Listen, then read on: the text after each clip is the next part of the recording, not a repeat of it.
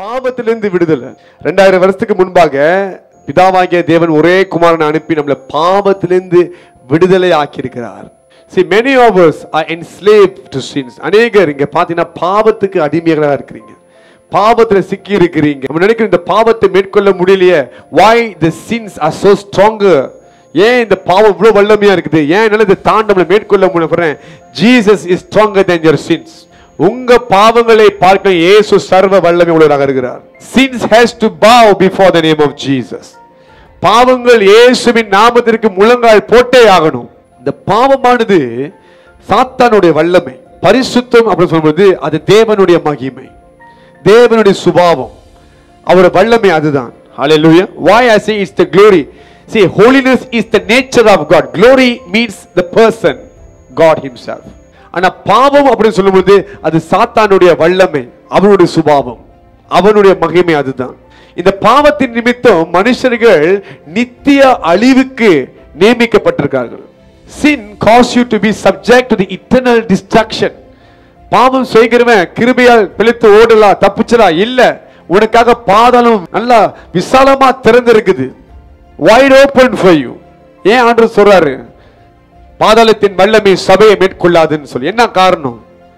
சபைக்கு வருகிறவன், வார்த்தையை கீழ்ப்படுகிறவன், வாழ்க்கையை தேவன் வார்த்தைக்கு ஏற்றமே மாற்றுகிறவன், அப்படிப்பட்ட மனுஷன் தான் சபையாகவே இருப்பான். அவனை பாதாளத்தின் வல்லமை மேற்கொள்ள முடியாது.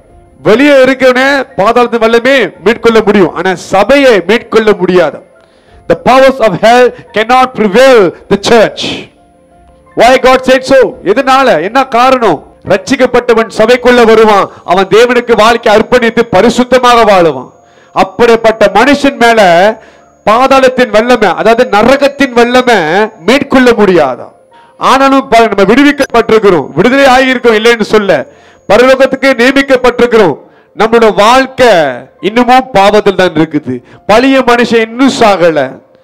அதே பாவ எண்ணங்கள், பாவ சோதனைகள். ஒரு மனுஷன் விழுகலா இல்லைன்னு சொல்ல, விழுகாத மனுஷனே இல்ல, எல்லா மனுஷனும் விழுந்திருக்காங்க இல்லைன்னு சொல்ல, ஆனா விழுந்து கடக்கிறது தான் தப்பு. You must rise up. நீ விழுந்தா தான் பாவிகளோட அருமை உனக்கு தெரியும், பாவிகளுக்கு நீ பறந்து ஜெபிக்க முடியும். ஆனா விழுந்துட்டு நான் இங்கேயே படுத்திருக்கிறேன், இது நல்லா இருக்குன்னா அவ்வளவுதான், ட்ரெய்லர் ஏறி இறங்கிடும்.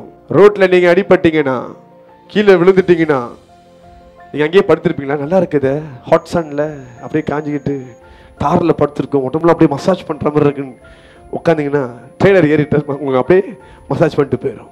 விழுந்தா பட்டுன்னு எழுந்திடணும். முடிஞ்ச அளவுக்கு எந்த மனுஷனும் நடக்கும்போது கீழே விழுகாம தான் பார்த்துக்குவோம். ஏன்னா விழுந்தா சேதாரம் இருக்குல்ல, இவனை புரிஞ்சுக்கணும். ஓகே, விழுந்தா கீழே பஞ்சி மெத்தல விழுக மாட்டோம், ரோடு தான் விழுகுவோம், தோல் கிளியும், ஆமா இல்லையா, எலும்புலாம் உடையும், ஆனா உயிர் மட்டும் அங்க இருக்கும் இல்லைன்னு சொல்லல, அதுலயே எழுந்திரு சொல்றோம், ஆமாவா இல்லையா? எந்த மனுஷனாவது மறுபடியும் விழுந்து கிடப்பானா? செய்ய மாட்டான். விழுந்தா வலிக்கும் இல்லையா? For every sins that you commit, you have to bear the consequences. நீ செய்யற ஒவ்வொரு பாவத்துக்கும் அது பின் விளைவுகளை நீ சந்திச்சே ஆகணும். அதை மைண்ட்ல வச்சுக்கிட்டு யோசிச்சு பாருங்க இந்த காரியத்தை. விழுந்தா பட்டுன்னு எழுந்திரணும், திருப்பி விழுகாம பார்த்துக்கணும். ஒரு மூடன், ஒரு முட்டாள் தான் என்ன பண்ணுவான்? விழுந்த இடத்திலேயே விழுந்துட்டு கிடப்பான். ஞானம் உள்ளவன் போன தடவை இங்க விழுந்துட்டோம், திருப்பி விழுகவே கூடாது. God did not promise your life that you will walk straight, you will run to the destiny. No, there will be up and down. உங்க வாழ்க்கை பயணத்தில் எல்லாமே இருக்கும். பட் எப்படி கொண்டு போகிறீங்க, என்னத்தை கற்றுக்கொள்கிறீங்க, இட்ஸ் வெரி இம்பார்ட்டன்ட். நீங்க உங்க வாழ்க்கையில சந்திக்கிற ஒவ்வொரு காரியமே உங்களுக்கு அனுபவத்தை கொண்டு வரும். It will bring experience for you. But what do you do with the experience? என்ன செய்றீங்க அந்த அனுபவத்தை வைத்து? பாருங்க, சாத்தான் நீங்க ஏன் விழுகணும்னு நினைக்கிறானா, நீங்க தேவனை விட்டு பிரியணும்னு சொல்லி. ஆனா ஆண்டவர் பண்றதுமா, நீ விழுந்தாலும் என் பக்கம் ஓடிந்துருன்றார். நீ எங்க வேணாலும் விழுகலாம், ஆனா நீ எழுந்திருக்க எங்க இருக்கணும்? என்னோட பாதத்தில் எழுந்திருக்கணும்ன்ற. காலை பிடிச்சா நீ எழுந்திருக்கணும்.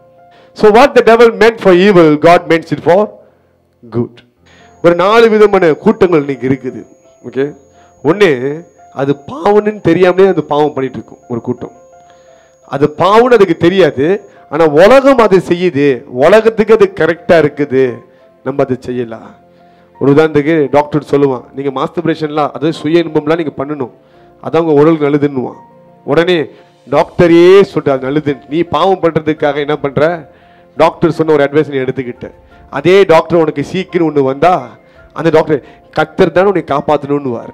அப்போ உனக்கு கர்த்தர் யாருன்னு தெரியும். ஸோ சிலர் என்ன நினைப்பாங்கன்னா, உலகத்தில் இதெல்லாம் ஒரு இயற்கையான ஒரு காரியம் தான், திஸ் இஸ் நார்மல், காமனான திங். இந்த காமன் என்ற வார்த்தையே இன்னைக்கு நிறைய பாவத்தை லீகலைஸ் ஆகிருச்சு. இன்னைக்கு பாருங்க, எல்ஜிபிடின்னு சொல்லி ஒரு கூட்டம் அழிஞ்சிட்டு இருக்குது.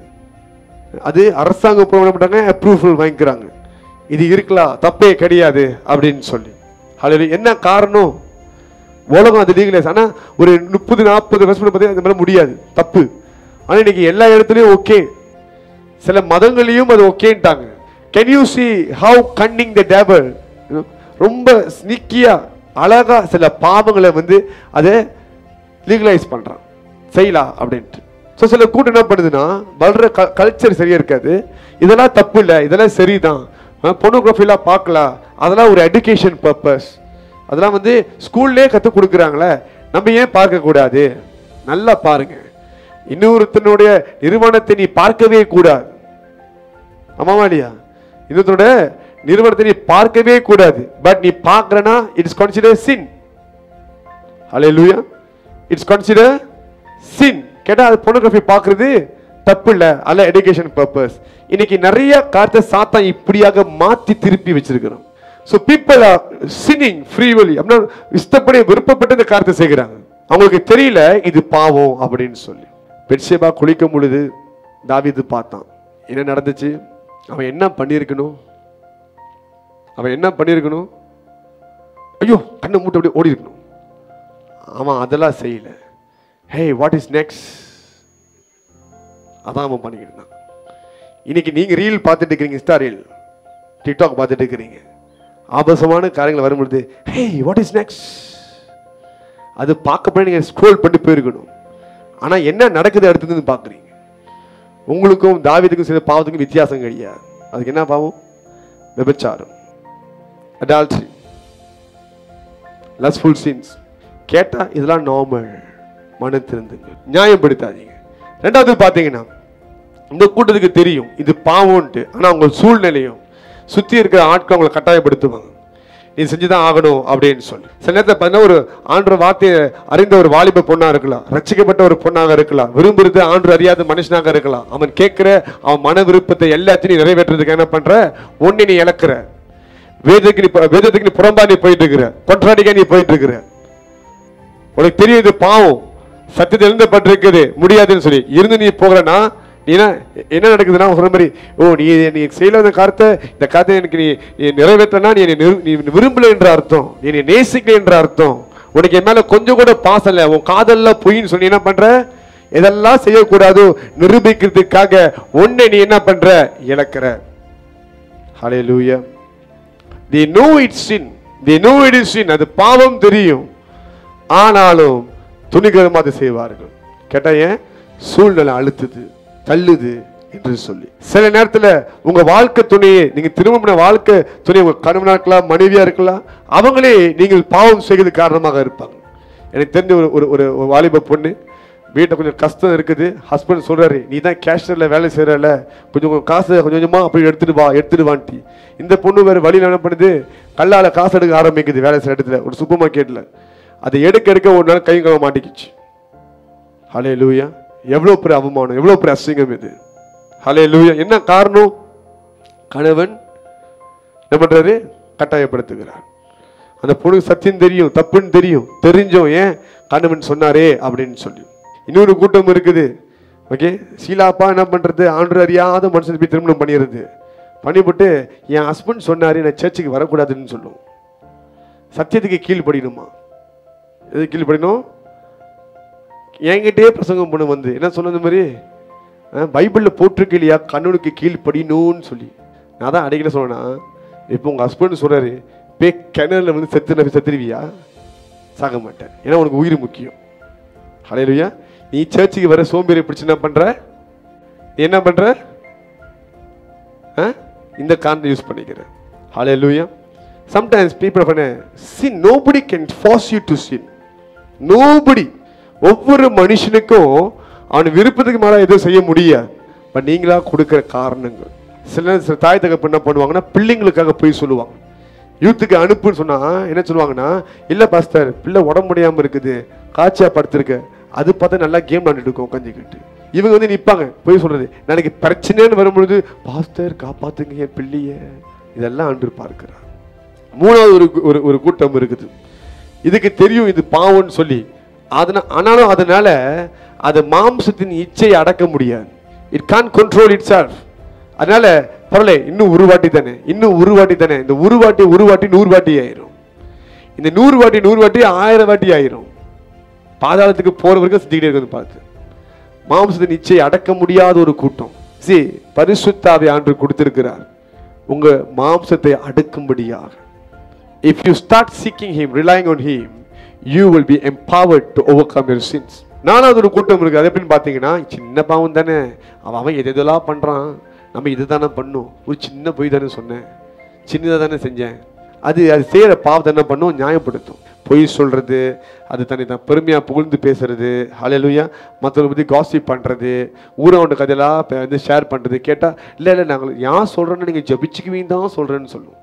மொத்த கதையும் சொல்லிட்டு நீங்க ஏதோ ப்ரே பண்ணிக்குவீங்க தான் உங்கள்கிட்ட சொல்றேன்னு சொல்லும். கேட்டா இதுதான் என்ன அவ்வளவு பெரிய பாவமா, சின்ன பாவம் தானே அப்படின்னு. இது பிளான் பண்ணி செய்யற பாவம். என்ன மாதிரி பாவமா இருந்தாலும் பாவம் பாவம் தான். சின் இஸ் சின், மாற்றமே கிடையாது. நான் சொல்றேன், பாவம் செய்த யாரா இருந்தாலும் பரிசுத்தாவே உள்ளுக்கு இருந்தார்னா அவர் பாவத்தை உணர்த்துவார், தடை பண்ணுவார். விழுந்தாலும் தூக்கி நிறுத்த முயற்சி எடுப்பார், விழுந்து கிடக்க விட மாட்டார். அது தப்புனா தப்பு. நீங்க எவ்வளோ நல்லா ஜெபம் பண்ணாலும், எவ்வளோ நல்ல ஆண்டு உபவாசம் எடுத்தாலும், உங்களுக்கு நீங்க கர்த்தருக்கு பிரியமானவனாவே இருந்தாலும் கூட கர்த்தர் நியாயம் உள்ளவராக இருக்கிறார். அவர் நியாயம் நீதி செய்கிற தேவனாக இருக்கிறார். அவர் பாவனை தப்பி போக முடியாது. பாவம் செய்தால் சாபம் நிச்சயம். யோவான் 8:34 எழுதப்பட்டிருக்குது, பாவம் செய்கிறவன் பாவத்திற்கு அடிமைகள் எழுதப்பட்டிருக்குது. Live a life free of sins. பாவம் இல்லாத வாழ்க்கையை வாழ ஆரம்பிங்க. உங்களுக்குள்ளே ஒரு சந்தோஷம் இருக்கும், கில்ட்டினஸ் இருக்காது. என்ன இருக்காது? நிம்மதியா தூங்கலாம், நிம்மதியா எழுந்திருக்க முடியும். காலை எழுந்திருக்கும் போது சந்தோஷமா எழுந்திருப்பீங்க. நான் கர்த்தரோட பிள்ளையா எழுந்திருக்கிறேன், கர்த்தரோட பிள்ளையாய் படுத்து தூங்கினேன், கர்த்தரோட பிள்ளையாய் எழுந்திருக்கிறேன், சந்தோஷம் உண்டாகும், ஒரு திருப்தி உண்டாகும். கர்த்தரோட பார்வைக்கு சொல்றேன், கோடி கணக்கான பணத்தை கையில வைத்திருக்கிறதை பார்க்கிலும் ஆண்டவருக்கு முன்பாக நீதியா நடக்கிற வாழ்க்கையில கிடைக்கிற சந்தோஷம் எங்கேயுமே கிடைக்காது. You will never get the joy that you receive by living a righteous life before the Lord. நம்ம என்ன செய்யணும் பாருங்க, யோவான் 8:7-11 நம்ம பார்க்கிறோம். ஓகே, என்ன பார்க்கிறோம்? ஒரு பாவையான ஸ்திரீயை எல்லா கல்லை தூக்கிட்டாங்க, அடிச்சு அவளை சாக அடிக்கிறதுக்காக, எல்லா கல்லை தூக்கிட்டாங்க எறிகிறதுக்காக. அங்க இயேசு வந்தோடனே இயேசுவை பார்த்து சொல்றாங்க, இவ இப்படி ஒரு பாவத்துல மாட்டிருக்கிறா, வேதமே பட்டிருக்குது, இவளை வந்து கல்லால அடி சாக அடிக்கணும்னு சொல்லி நீங்க என்ன சொல்றீங்க? அவர் கேட்கிறார், உங்களில் யார் பாவம் செய்யாம இருக்கிறா? கல் அடிக்கிறார். ஒருத்தனும் கல் எறியறதுக்கு தகுதி இல்லை, எல்லாம் ஏதோ ஒரு பாவத்துல பண்ணிருக்கிறாங்க. இப்ப எல்லா கல்லை போட்டு போயிட்டாங்க, இயேசு மாத்திரம் அங்க இருக்கிறார். கல்லால அடிச்சு சாக அடிக்கிறதுக்கு எல்லா உரிமையும் அதிகாரமும் அவருக்கு இருக்கு. ஏன்னா அவர் மகா பரிசுத்தர். அவன் சொல்றமா, இனி பாவம் செய்யாத, உன் பாவம் மன்னிக்கப்பட்டுருச்சு. ஆண்டவர் நமக்கு ஒரு முறை பாவ மன்னிப்பை இலவசமா கொடுத்திருக்கிறார், நம்ம கேட்காமலே கொடுத்திருக்கிறார். ஆனா மீண்டுமாய் திருப்பி விழுகும் பொழுது நம்ம கேட்டுதான் ஆகணும். பாவத்தை நம்ம அறிக்கையிட்டால் தான் வாழ்வடைய முடியும். only then you can prosper in your life. நீங்க பாவத்தை அறிக்கை விடாமல் இருந்தீங்கன்னா உங்களுக்கு அங்க ஒரு சிக்கல் உண்டாகும், அங்க பரிசுத்தம் இருக்காது, அங்க தாக்குதல் உண்டாகும். ஹல்லேலூயா.